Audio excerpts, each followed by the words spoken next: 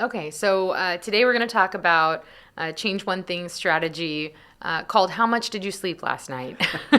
Subtitle Diagnosing Student Study Problems.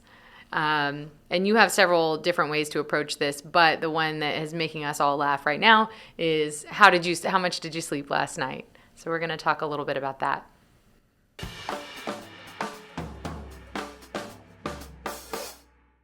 You have a way of diagnosing students' learning difficulties, but we're not talking about learning disabilities. We're talking about where was the error in thinking.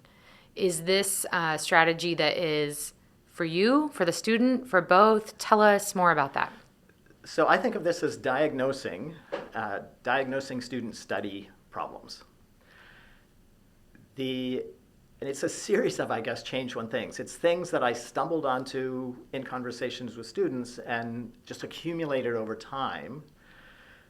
The simplest one actually is just to ask students how much sleep they're getting, or how much sleep did you have the night before the exam. So that would be a diagnosis change one thing. Because if a student tells me I pulled an all-nighter, I know that working memory capacity goes down, the ability to solve complex thoughts go way down on lack of sleep. Memorizing, recalling things you memorized, actually isn't harmed that much by lack of sleep, but problem solving is. And so if a student told me they only got 6 hours of sleep, and sometimes 2 hours of sleep the night before the exam, I can tell them that easily is a letter grade on an exam like this. It means you're going to take longer, you're going to make more errors and not notice them, because that's what lack of sleep does to problem solving. So lack of sleep, simplest one, and then I've just added many over time. I always talk about sleep. One freshman year for intro bio with 220 students, every other class day, I asked them, how much sleep did you get the night before? And I did this in an eyes closed exercise, which is another one we can talk about. I did this with an eyes closed exercise, so everybody's eyes were closed. Nobody could see who was raising their hand when I said, okay, how many of you got 8 hours or more, 7 or 8 hours, and so on. And very quickly, I would get feedback from the class, and then I would just tell them, okay, about a third of you got more than 8 hours. That actually for a freshman class would be high. Maybe 20% of you got more than 8 hours, about another 20%, 7 to 8. There were a third of you who were under 6 hours, or half of you under 6 hours, which is sleep deprivation and you're not learning well. And then on alternate days, I asked them, how much time did it take you to do the homework? Again, eyes closed, so nobody could see how anyone else answered. And those two things normalized for students the importance of getting enough sleep, and they heard what other people were doing, and they heard me talk not just about it's important to get enough sleep for learning, which is vague, but rather, here's what it does to you. It doesn't affect memorizing that much. Here's what it does affect. And I've also had students experiment on the sleep question, where I just said, write down some mental math problems, 1 digit times 1 digit multiplication, 1 times 2 digit, 2 times 2, and so on, until you know they're hard enough that you can't do them in your head. And then you're going to have 2 sets, equal difficulty, with no 1s or 0s in your digits, because those make them too easy.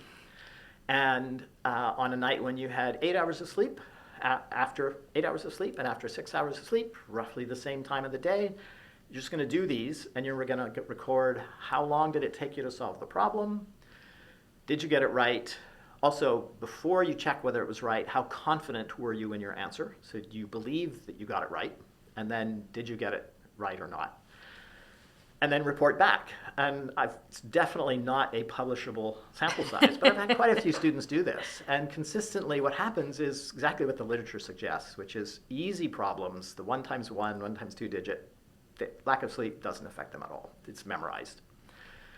Soon as it gets to the point where it starts getting hard to hold the intermediate numbers in your head, they start having problems. And with those more challenging problems, what they find typically, and of course, huge range, but typically, to sum it up, it would be, as the problems get tough, they take 50% longer to solve the same difficulty problem, which is huge for students, because if you're on an exam and solving problems, if it takes you 50% longer to solve the problem, you're basically saying, I'm throwing away a third of the time.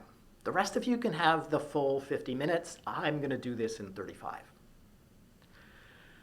And a second big thing is they are more likely to make a mistake and not notice. So they make the mistakes when they've had enough sleep, but they notice they got it wrong and they go back and do it again. The lack of sleep, they're more likely to not notice. And so that also is huge on an exam. That's something I remember from calculus. When I started prioritizing sleep, I noticed I was analyzing my calculus exams in college and noticed that I was losing somewhere between a half a letter grade and a letter grade on every exam when a minus would magically turn into a plus or a squared would disappear. And so those kinds of stupid mistakes. I tell students that if you look at your exam and you see some of them and you whack yourself in the head and think, how did I do that? It's probably how much sleep you got. Second one can be, were you anxious and distracted about something or whatever. It's things that mess up your focus.